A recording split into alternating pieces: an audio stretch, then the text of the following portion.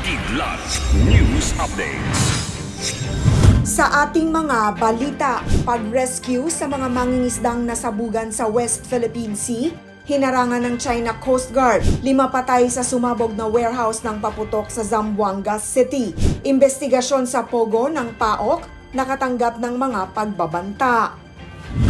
Ako po si Cesar Soriano, kasama ang buong puwersa ng Kidlat News Channel para ihatid ang mga nangunang mga balita sa buong kapuluan. Ngayon, 2 mangingisdang Pilipino ang nagtamo ng 3rd-degree burns matapos sumabog ang makina ng kanilang bangka malapit sa Bajo de Masinloc. Sa ulat ng Philippine Coast Guard o PCG, sinubukan pangharangan ng China Coast Guard o CCG ang kanilang pagtatangkang pag-rescue sa mga mangingisda. Dagdag ng PCG, naglabas pa umano ng warning ang CCG na kanilang aarestuhin ang Filipino fishermen na nasa nasusunog na bangka kung hindi susunod ang PCG sa kanila. Hindi kalaunan, tumigil naman ang CCG sa panghaharang at nagawa ng makalapit sa bangka ng PCG.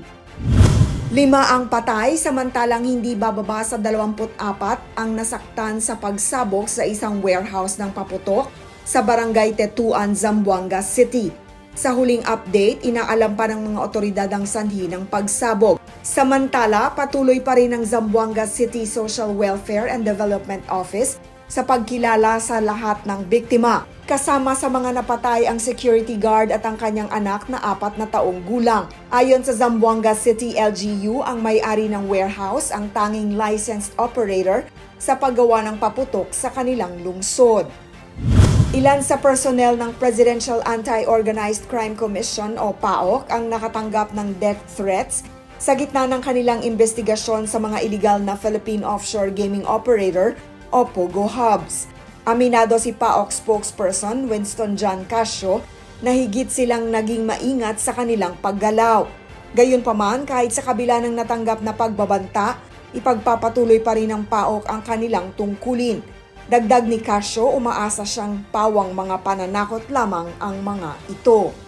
Para sa Kidlat News Updates, ako si Rosalyn Sinchonko, nag-uula. atin niyo pong natungayan ang mga headlines sa mga nakalipas na oras. Manatiling nakatutok para sa susunod na updates at breaking news. Ako po si Cesar Soriano, kasama niyo sa bawat pagputo ng balita.